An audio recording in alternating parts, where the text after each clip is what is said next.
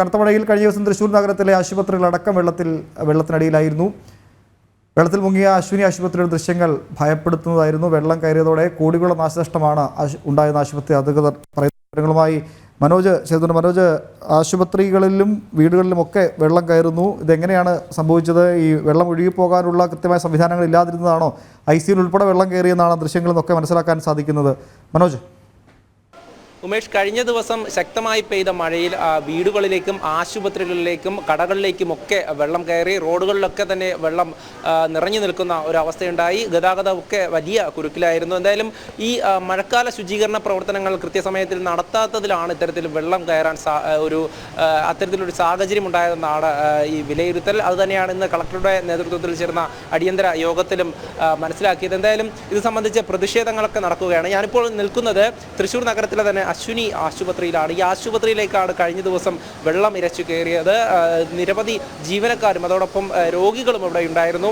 ഈ മേഖലയിലേക്ക് അങ്ങനെ സാധാരണയായി വെള്ളം കയറാറില്ല. എന്നാൽ കഴിഞ്ഞ ദിവസം പെയ്ത മഴയിൽ ഈ ആശുപത്രിക്കുള്ളിലേക്ക് വെള്ളം കയറി.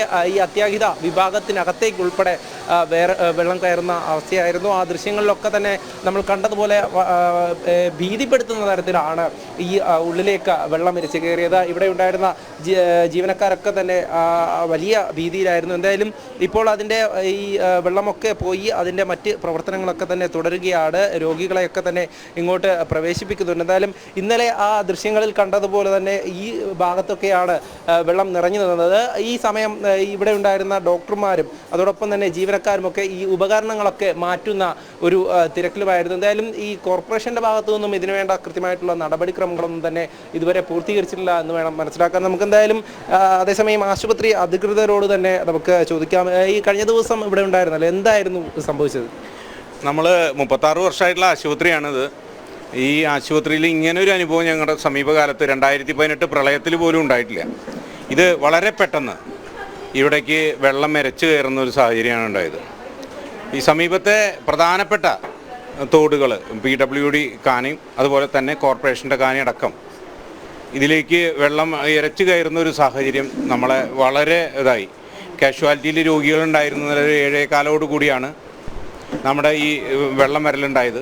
വെള്ളം വന്നതും ഈ പറഞ്ഞ നേരം കൊണ്ട് എല്ലാം ഒരു നിമിഷം കൊണ്ട് ഈ ഒരു പ്രളയമായിരുന്നു സത്യത്തിൽ നമ്മളെ സംബന്ധിച്ചിടത്തോളം ഉണ്ടായിരുന്നു.